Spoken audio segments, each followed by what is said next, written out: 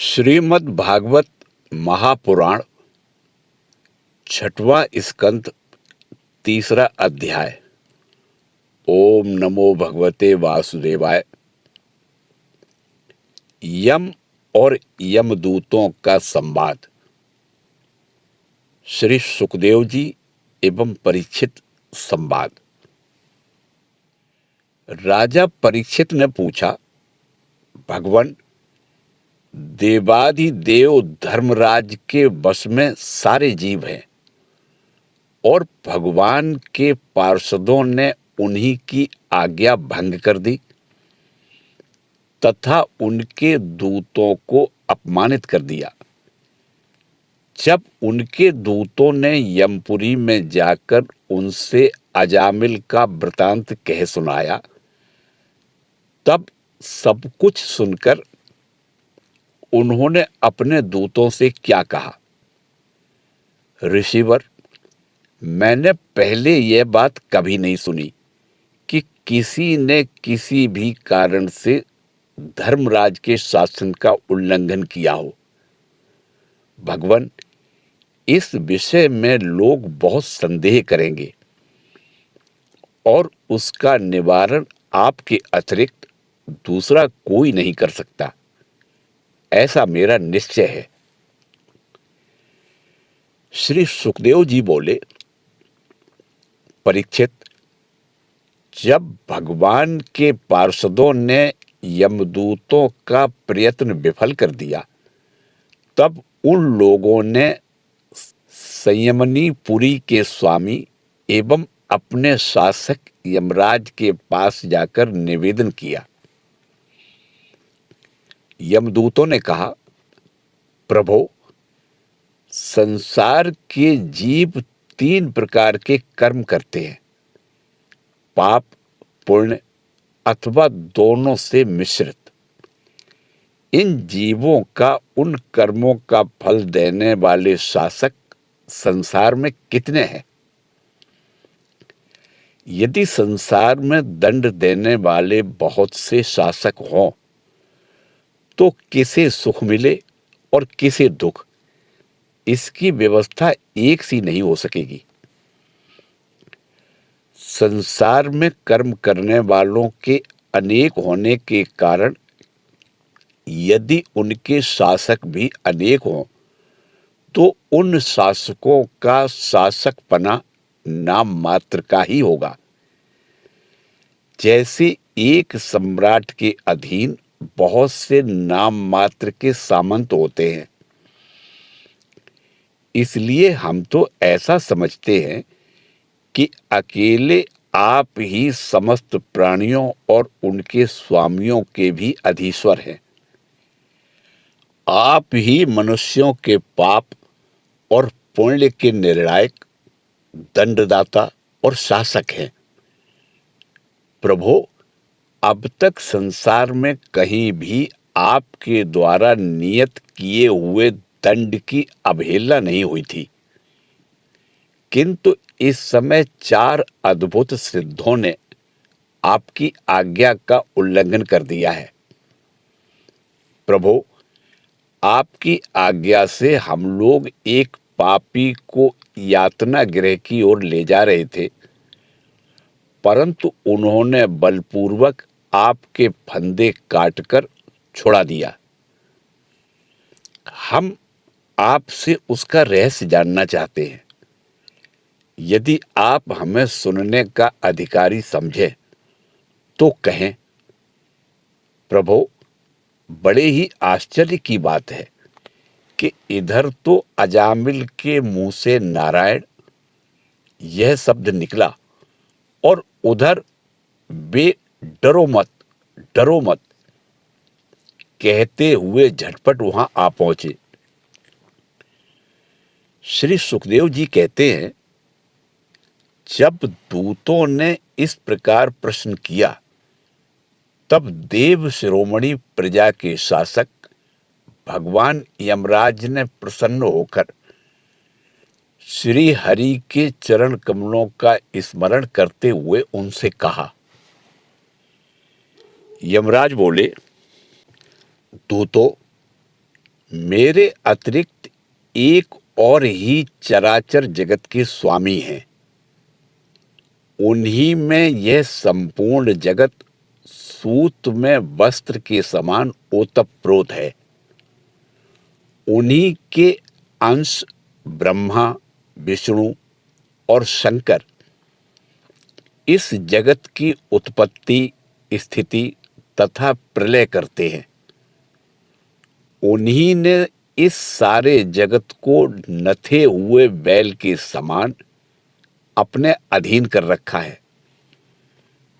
मेरे प्यारे दूतों, जैसे किसान अपने बैलों को पहले छोटी छोटी रस्सियों में बांधकर फिर उन रस्सियों को एक बड़ी आड़ी रस्सी में बांध देते हैं, वैसे ही जगदीश्वर भगवान ने भी ब्राह्मण आदि वर्ण और ब्रह्मचर्य आदि आश्रम रूप छोटी छोटी नाम की रस्सियों में बांधकर फिर सब नामों को वेदवाणी रूप बड़ी रस्सी में बांध रखा है। इस प्रकार सारे जीव नाम एवं कर्म रूप बंधन में बंधे हुए भयभीत होकर उन्हें ही अपना सर्वस्व भेंट कर रहे हैं।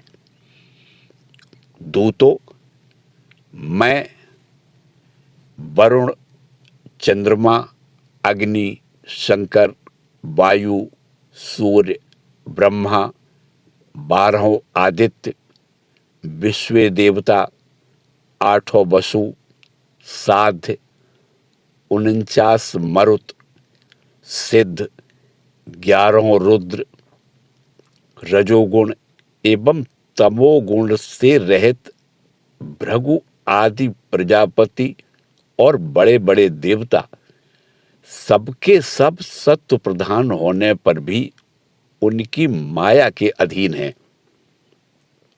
तथा भगवान कब क्या किस रूप में करना चाहते हैं इस बात को नहीं जानते। तब दूसरों की तो बात ही क्या है।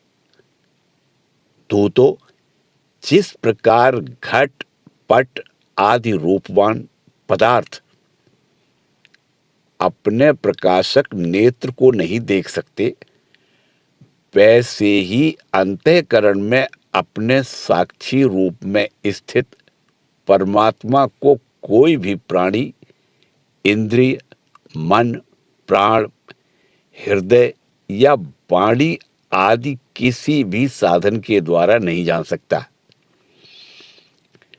वे प्रभु सबके स्वामी और स्वयं परम स्वतंत्र हैं।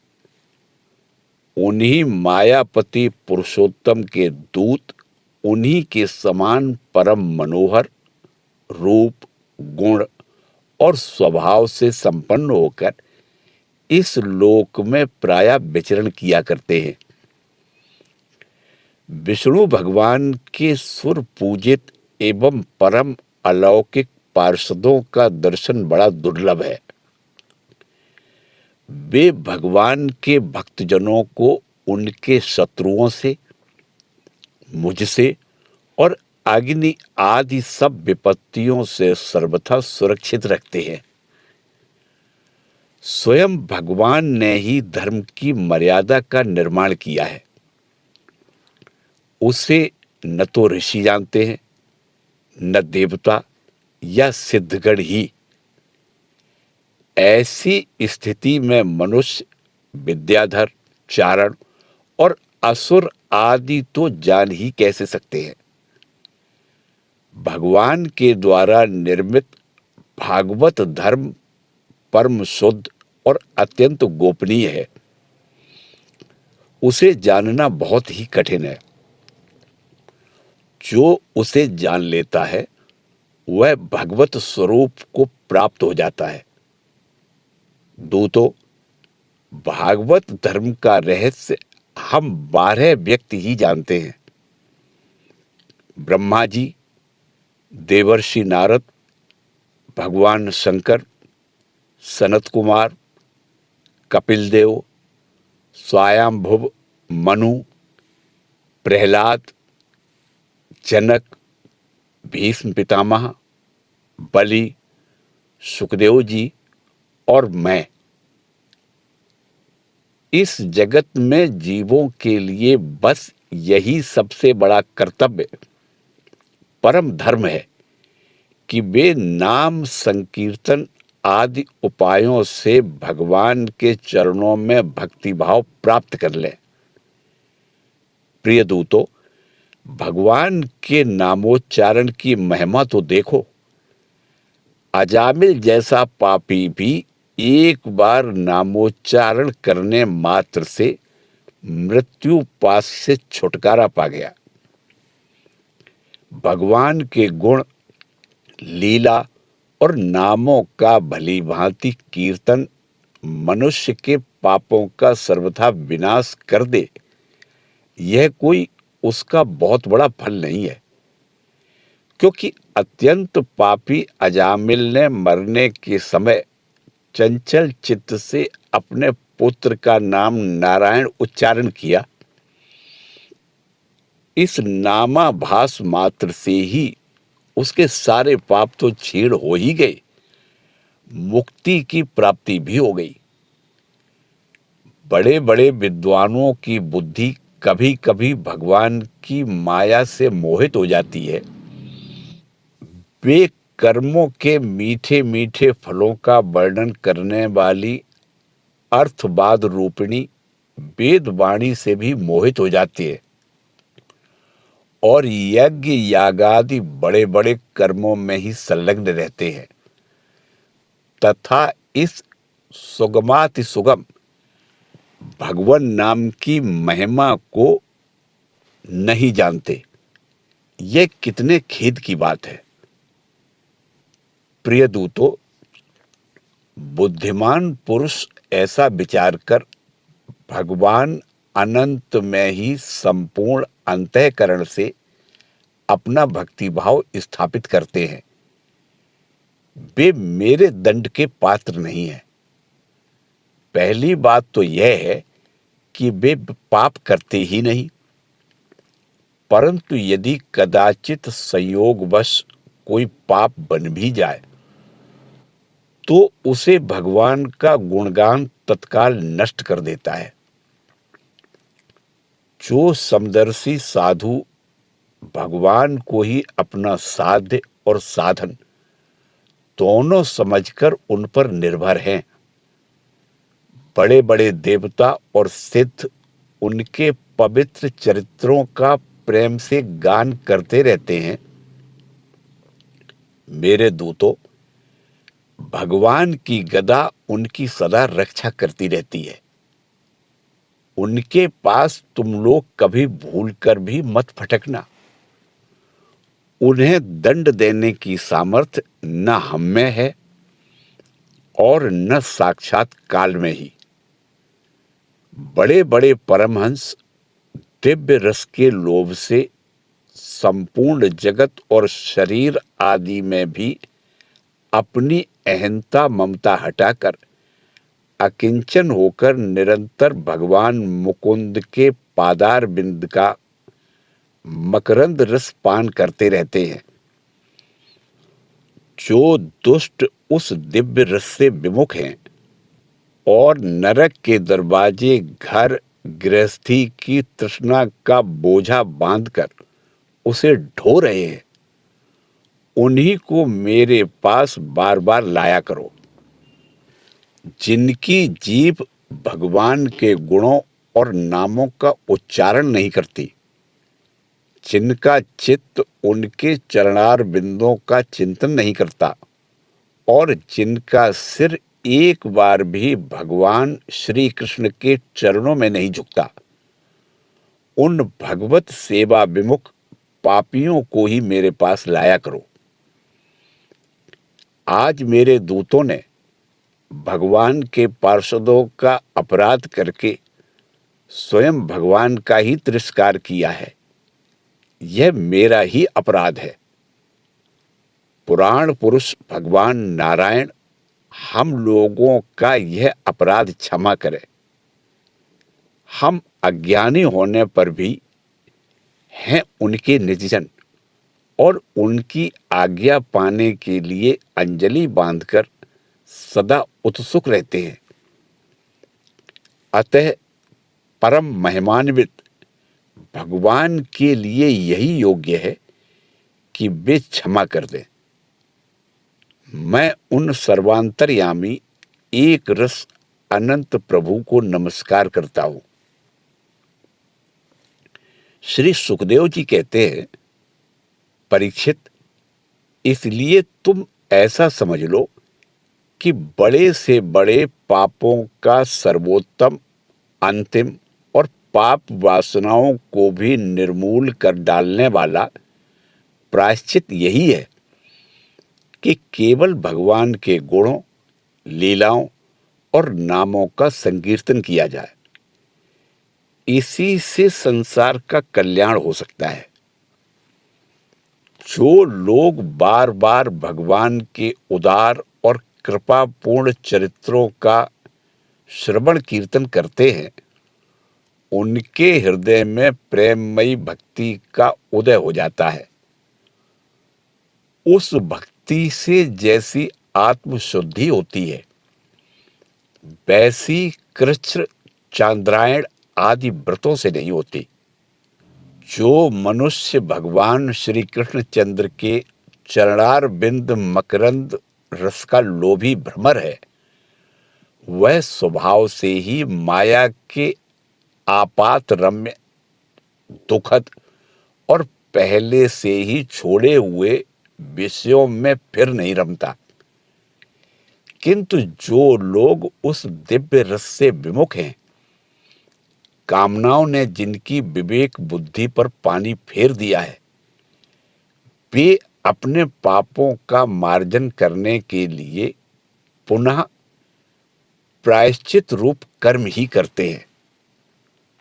इससे होता यह है कि उनके कर्मों की वासना मिटती नहीं और वे फिर वैसे ही दोष कर बैठते।